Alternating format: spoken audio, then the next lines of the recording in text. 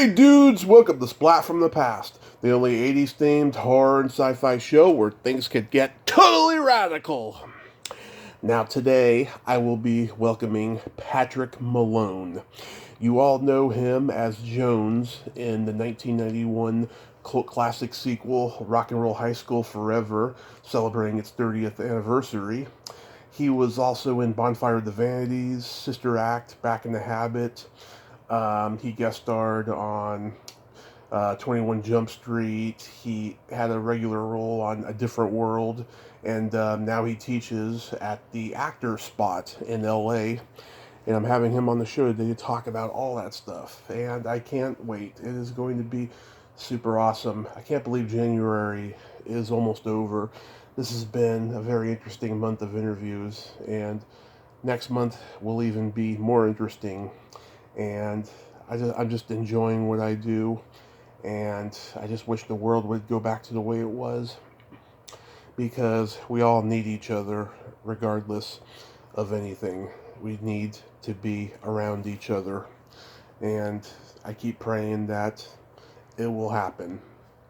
So yeah, here is my interview with Patrick Malone.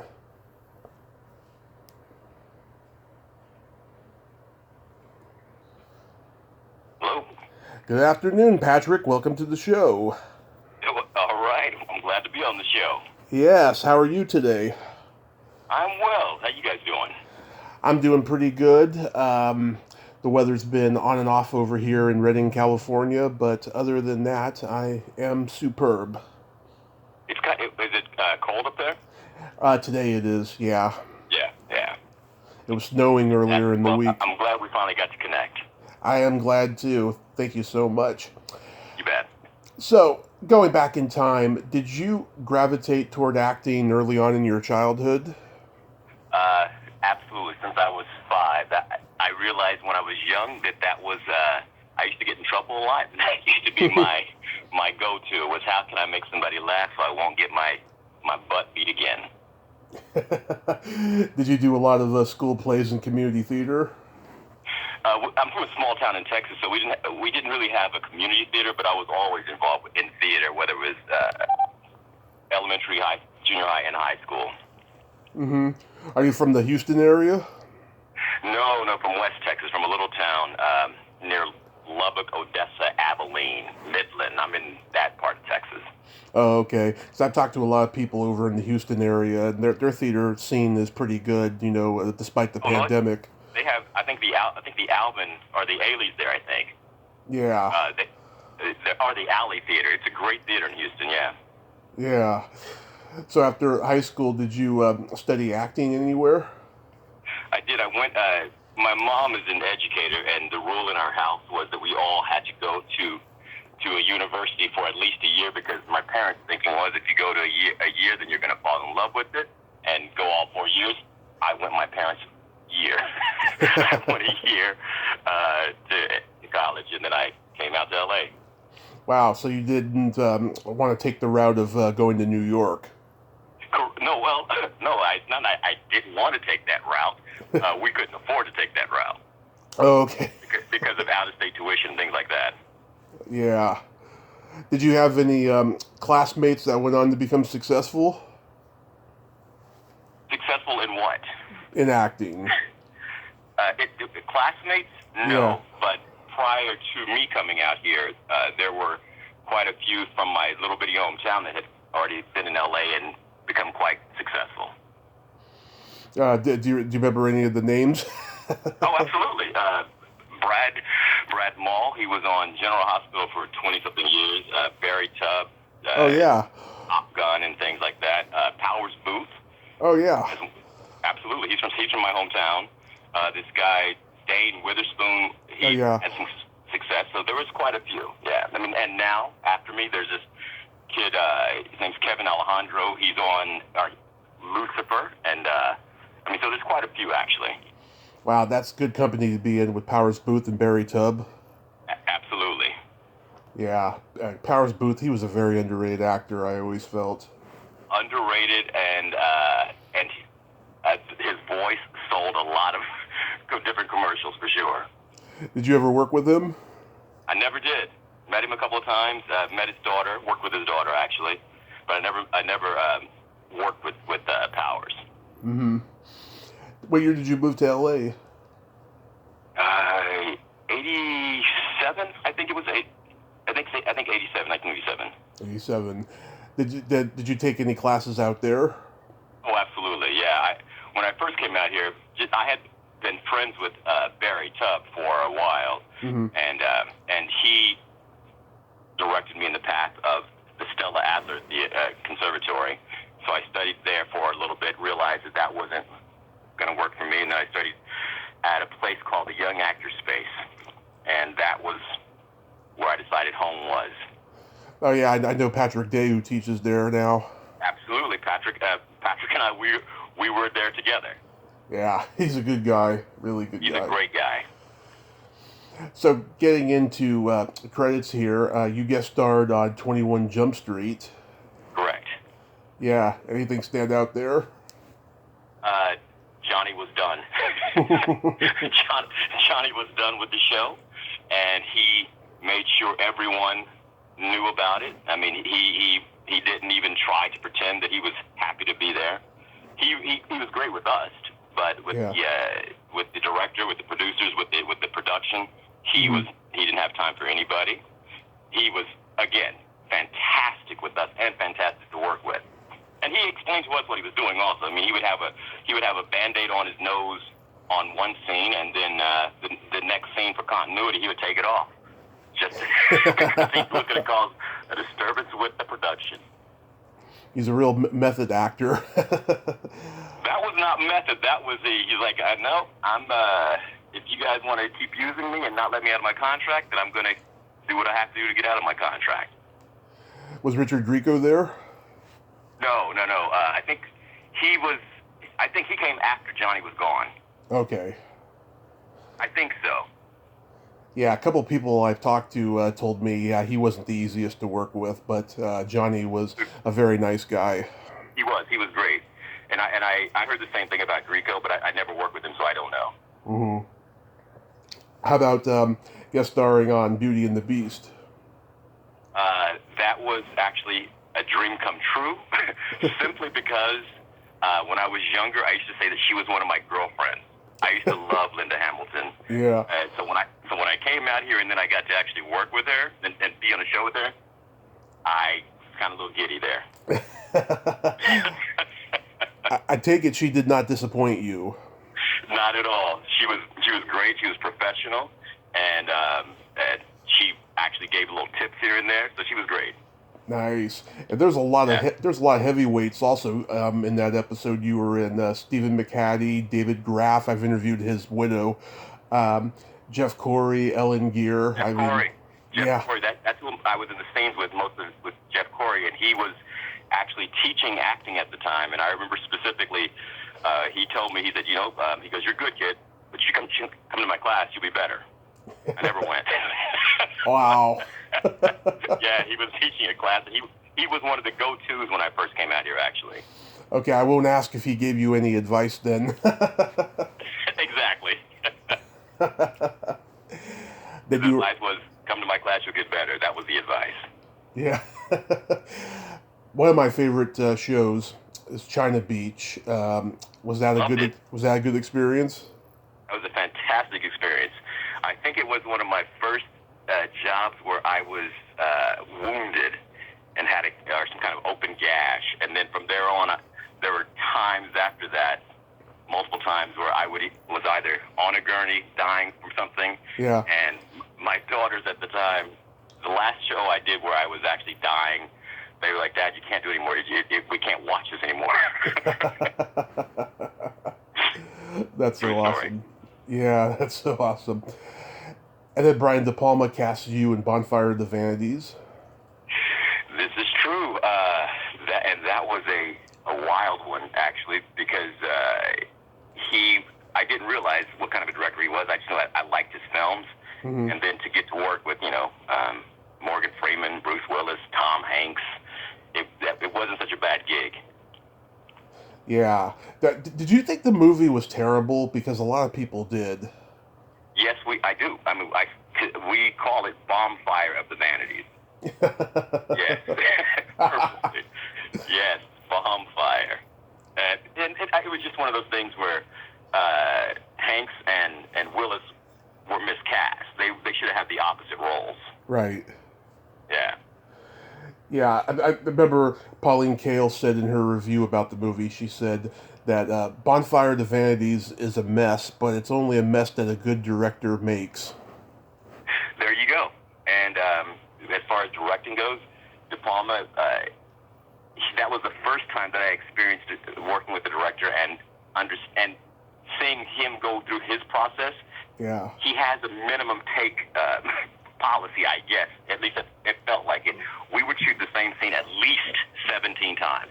Yeah. Even if we got it correct the first 4 or 5 times, every single shot was a minimum of 17 times. Wow. That's almost like Stanley Kubrick level. There you go. Exactly. Do you know if there was a lot of rewrites on the movie?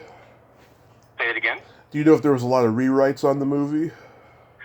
Well, I don't know if there were rewrites, but I know there were a pause on the movie. We were filming in New York, and then we get a call saying that they're going to have a flight delay. You're going to be here a little bit longer, and there were some medical procedures that happened for some people, and they came back looking very different. Oh. I won't even ask. There you go. Let's move on from that. How does Rock and Roll High School Forever come to you? How did it come to me? Yeah. Accidentally, because as much fun as I had on that film, and Stephen Ho and I became roommates, great friends. Mm-hmm. I found out once I booked it that they had already offered it to Alfonso Riviera, because he and Corey were best friends at the time. And once the director, I did my thing, and the director cast me. I guess Corey wasn't so happy initially, but then it all worked out. Oh man, that would have been hilarious to see Carlton in that role. Right, exactly. Carlton, it could have been Carlton instead of me. Yeah, as much as I love the original, I love this one more because there's just so much anarchy and the pranks are just laugh out loud hilarious. I mean, those are some really good writers there. No, we had a good time on that film. We had a really good time, and we all became friends. We were hanging out for a while, And again, like I said, Steve and I were roommates, so it was a good time for sure. I love it when... And it's interesting also because when we were making it, we knew how absurd it was. Yeah. And of course, we were just happy to be there and didn't think that it was going to have this ridiculous following that it does. Yeah. I love it when you're laughing like Eddie Murphy and you read that ad in the paper about the naughty boy who wants to be taught a lesson. Right. Exactly. And you start laughing maniacally. We knew it was next. Yeah.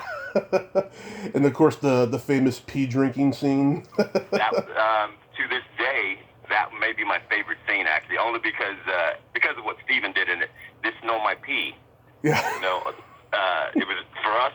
He said that that wasn't scripted. There was a lot of things in that scene that were not scripted. She gave us the freedom to just play with that, and we did. Yeah. Michael Monks told me just how funny that scene was to do. Absolutely, it was great fun. How was working with Corey overall? Not eventful. Yeah. I'll leave it at that. This is honestly, there was I think also it was a time when he was Corey Feldman, and it was Corey Feldman, the Corey's him and Haim. Mm-hmm. And so, we knew it was people would watch it just because of him, but there was nothing extraordinary about him. Yeah. This was like the movie he made when he got arrested, right? Right after. Yeah, he got arrested right after. Wow. I think we finished filming, and we were all actually having dinner or something, and somebody got a call. I forget how it happened, and they said, "Hey, Corey got arrested." Like, what? We were all together when it happened. And yeah, I guess they found something in his car. Wow. But we were not surprised either, though. Yeah. It's funny. A bunch of the people from the Friday the 13th franchise are making a fan film right now called 13 Fanboy, and I shit you not, the moment Corey was announced, at least two people dropped out of the film. Exactly. Exactly. Yeah. I believe that. Yeah, I don't know if that's the reason why, but it's just no coincidence. That's the thing. It's not a coincidence for sure. Yeah. No one's surprised whenever that kind of shit happens with Corey. Yeah. And I've also interviewed Leanne. She was one of my earliest interviews. She must have been a lot of fun. You know what? Leanne was great. Also, Leanne was everybody's big sister, is what Leanne was. Yeah. Because she had already done 16 Candles and something else, and so and plus she was a great actress, a fun actress, and she gave a lot, but she was always looking out for everybody and saying, you don't want to do that. You might want to take a different, this time try a different something. She would always be trying to teach us as we're still there. Yeah. She was great. We had like an hour-long phone conversation the day before the interview, and that was even more entertaining than the one that we ended up recording. Well, that's the thing with Leanne. Leanne gives zero fucks, and I respect that. Yeah, me too. I respect that with anybody. Me too. Yeah. Was Mary Warrenov intimidating in person? Yes. In a word, yes, she was. What you saw on screen, that's who she is. I mean, she was. She didn't suffer fool. Mm-hmm. She came to work, did her job, and went home. That was it. Wow. But if was she able to like loosen up and just have fun? Yeah, I think she loved the character. Yeah. Sure. So she made sure we knew she loved the character because she was always committed, and so that was part of I think why it might have worked is because we were playing off of what she was giving. Yeah. But Michael Cerveris, I think he did a better job than Clint Howard as Eagle Bauer. I'm not going to argue with you on that. Yeah. Right.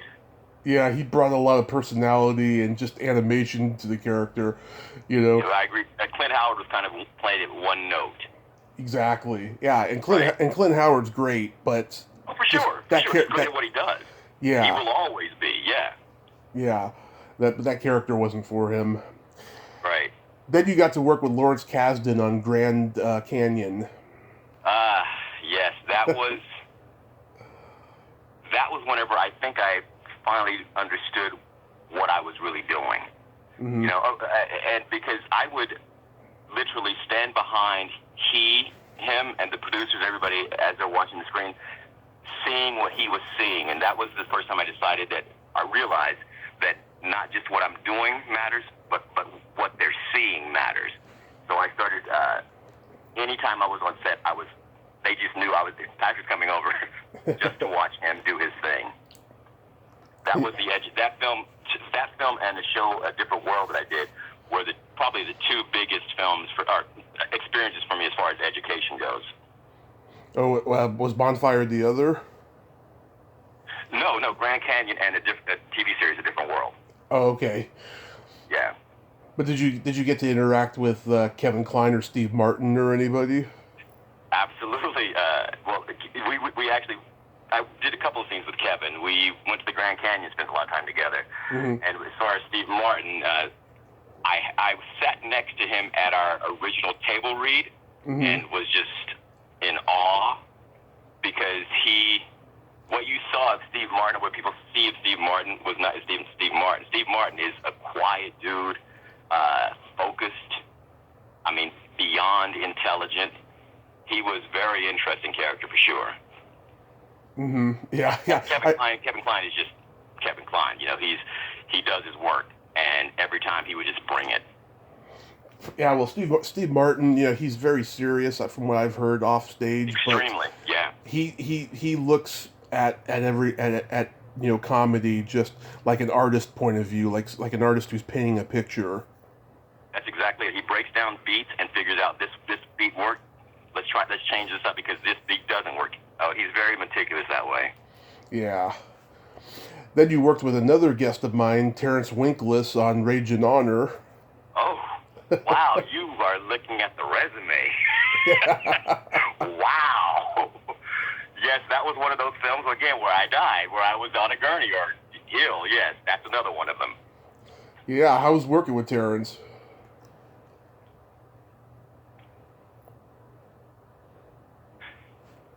I appreciated his willingness to let us play again. Because the character, when I went in, even up to audition initially, the casting directors, they weren't sold on me. I could tell, but I guess I did well enough to get a call back. And in front of him, he gave specific direction, and he said, "Okay, now do what you want to do with this next one." I did it. He goes, and then that's why I booked it, because he gave me that freedom. You say you've interviewed him? Yes. And how'd that go with you? He's a very interesting guy, and that's all I can say. That's why there was that pause. Yeah. Question, because I was trying to figure out what verbiage do I use to describe Terry Winkless. He knows what he wants. He knows how to get it. Right. And then he'll move on. There's nothing flowery or there's no rainbows and unicorns with him. Yeah, he wrote the original Howling, right? And about 10%. Correct. 10% of the movie ended up in the final product of what he wrote. And he is not bitter about it, and I have never met a screenwriter like that in the last 4 years I've been doing this podcast. I thought that was pretty cool of him, that he actually liked the way the movie turned out with all of John Sayles' writings. Which is rare, you're correct, because especially for a screenwriter, my words matter. Yeah. Oh God, so many writers are big fans of their words. They don't like actors improvising. Yeah. And me as a performer, and plus I teach, so I need to bring words, because sometimes the writing is just too curt or the beginning of it, something may be too cold. Mm-hmm. But I need my own spin on it sometimes as well. Yeah. And then that's up to whoever's casting, whether they want to say, you know what, that was a smart choice, or just stick to what I gave you. Yeah, turning a phrase or something. Right. Yeah. So how was the experience on A Different World? Amazing. Mm-hmm. Yeah, it was amazing. I earlier that was in August that I booked that, and in February or March, that was during pilot season. I auditioned for something. I'm sorry, I'm telling you a story to get to A Different World. Go ahead. But I was auditioning for something, and I thought that I did amazing on it. They called my manager at the time and said, he doesn't have a funny bone in his body. We'll never call him in again. And so I told my representation at the time, mm-hmm. Don't submit me for any more comedies. I'm not reading for it. I'm not funny. And I was serious. I was done. And things would pop up, and I would pass on it. More mm-hmm. things would pop up, I would pass on it. And my mom came out to visit me that summer, and I told her this story. And at that time, I guess it was August, and they called and said, "Hey, Patrick, look, they've seen you before. They know who you are, and I know you don't want to read for it, but will you just do this one thing?" I said, "Nope, no, thank you." I hung up. My mom said, "What was that about?" And I told them, I said, they had this audition for A Different World. They want me to come in. She goes, "You're going in." I said, "No, I'm not." She goes, "You're going in." I'm not going to argue too much with my mom, so I went and read for it, and it worked out. And Debbie Allen was the best professor that I would ever have. And professor, I mean, as far as education on directing, writing, what's funny. Mm-hmm. And then the cast, Jasmine Guy in particular, were beyond welcoming, helpful, and anything that year, I think it was 2 or 3 of us that were fairly new to the show. Yeah. She was there. She was a big sister and taking care and making sure that we knew what was funny, knew where the camera was, because I had never done a 4-camera show. So all these things were new to me also. And Jasmine Guy, I got to say it again, I truly do appreciate what she did, how she helped me on that show. Wow. Did you deal with Cosby at all? No. He had already. Well, obviously, he came and watched every once because it was his show. Yeah. But he was in New York doing Cosby at the time. Oh, I didn't. Interestingly enough, I had just finished a miniseries where Jasmine actually played my grandmother, but we never met on the miniseries. And then so we met on the series on Different World, and we had that connection. So maybe that's why she was as kind as she was also. Yeah, I didn't realize A Different World was shot in L.A. Yeah, Different World's here. Cosby was in New York. Yeah, I know that Cosby was in New York. Yeah, Right. he didn't want to live in L.A. Were you a fan of A Different World before you got on? Huge fan, which is why it surprised everyone that I said no to the audition. Huge fan. Yeah, I love the concept. I loved the HBCU concept of it, and I love the topics that they would bring up. So yeah, huge fan. And it was also, for a young black guy at the time, there weren't many shows on that were representative of that culture. So I was like also proud to be a part of it for that reason. Yeah, Family Matters was not a representation of that culture. Exactly. Yeah, not at all. And you got on the show. No, I'm sorry.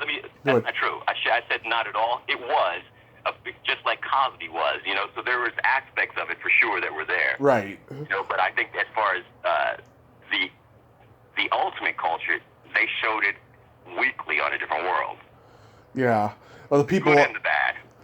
Yeah, well, the people who produced Family Matters came from Happy Days and Laverne and Shirley, so they were bringing the slapstick aspects of those shows onto the Family Matters. Yeah, and you got on A Different World after Sinbad had left. That's correct. Yeah, Sinbad was not there when I was there. Yeah, I think he had been gone maybe even a couple of years. Yeah. Yeah, because he had his own show that didn't last very long.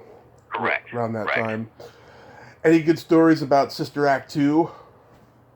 Oh, yeah, there's many great stories.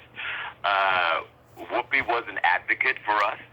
I was the oldest kid, so I had already had some experience outside, working on films and television, and there were many of us kids this is their first, job. So there were certain things that would happen that I knew shouldn't be happening, and I wouldn't do them, and the production would get upset with me, and then word would get back to Whoopi, and Whoopi understood exactly what I was saying, and she would shut down production to take care of us. Oh. And we did this on more than one occasion. She was amazing with us. One specific story, there was a scene, I'm not sure if you know the film or maybe your listeners do, but there's a scene where we're all learning how to sing, and they're, giving instruction, and then there's some dialogue in the scene, and we all us young people all got together and no one says this. This isn't, this person wouldn't definitely say that. That's obviously somebody white wrote this for this black. It makes no sense, right? Yeah. And Whoopi, she was strolling by. She goes, "What y'all doing?" Being her, and we told her what's going on. She goes, "Oh, okay. Well, let me talk to him." And she went and talked to production and said, the kids said that this is not what they would say. We want this to be as real and authentic as possible. Like, yeah, but Whoopi, we got to shoot. We're already behind. She goes, "All right, well, this is what we're gonna do. Whenever you got the new script to those kids, then we can start production. I'm gonna be in my trailer until then." 2 hours. 2 hours later, they had the rewrites. We did it and shot it because that's who she was. She was making sure that if you're going to do something like that and have kids say these words, at least let it be authentic, real, and current. Yeah. Now, she was great with us. She got us many things I'm sure that we weren't supposed to get otherwise. Or that Disney didn't want to pay for, let's put it that way. Yeah. And how was working with Bill Duke? Great. He was just, is an amazing man, smart, extremely smart, intelligent, focused. He understands shots. And again, I keep saying the word freedom, but he gave us, especially us kids, the freedom to improv, to play, to make it as real as possible for that age group. Yeah, he was great. Yeah, I've been trying to get him on the show, and he's got a great book out where he talks about, all the racism he's encountered in the industry and stuff. Of course. I heard it's really, really good. Yeah. Yeah. Well, he's been around for a while, so I'm sure he has dealt with the thing. Yeah. So yeah. So how does the actor spot come about for you? I had finished A Different World, Mm-hmm. and I figured it might be time to actually please my mom a little bit. My mom being in education, so I'm like, okay, how can I marry the two? And I started with, I think, 3 people in my garage initially, Mm-hmm. and then the word got out, and it started expanding. I had to move into a spot, more expansion, and so there you go. And then 20 something years later, almost 30 years now, I have been teaching. Do you get a satisfaction teaching that you don't get when you're actually acting? Absolutely. Whenever you're trying to give people some concepts and why you might want to make this choice as opposed to that choice, why I do these ridiculous exercises, how it all comes together in the end, and then you see the light bulb go off. You're like, that's why I do it, and Mm-hmm. because it's not like I get any kind of extra money when somebody books something, because at this point, there are many of my students that are working full time. I'm extremely proud, and the next generation's coming through. Yeah, one thing I like about actors teaching acting in LA now and New York is that they're teaching the younger generations the business side, and so many actors I talked to from the older generations did not know the business side, and they got into the industry just by luck.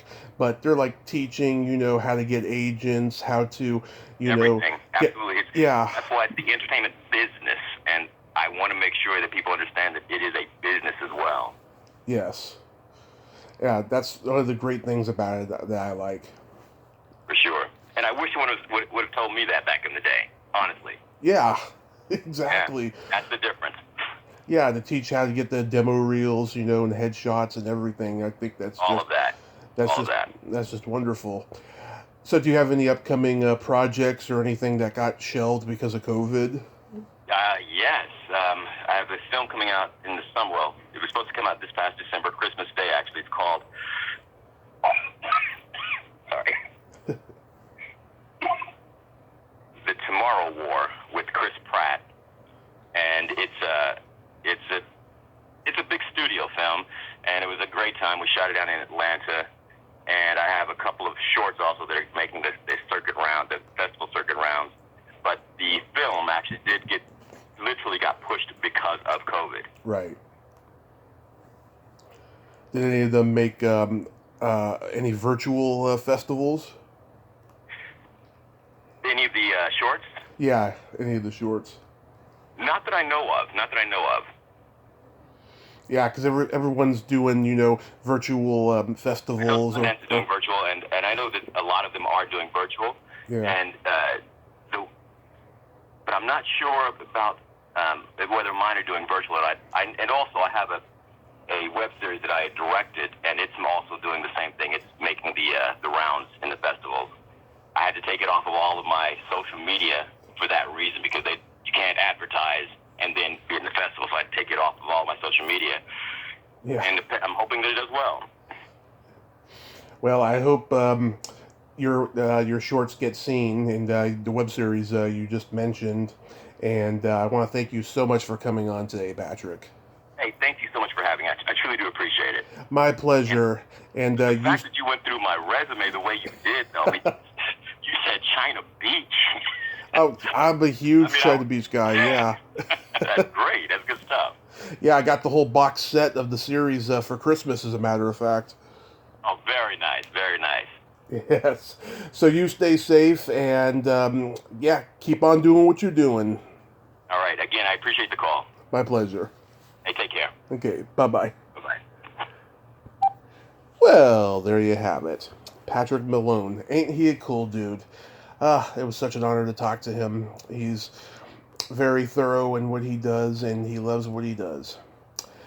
Well, until next time, this is Tommy Throwback Kovac saying there's no shame in living in the past, because the present sucks. Later, dudes.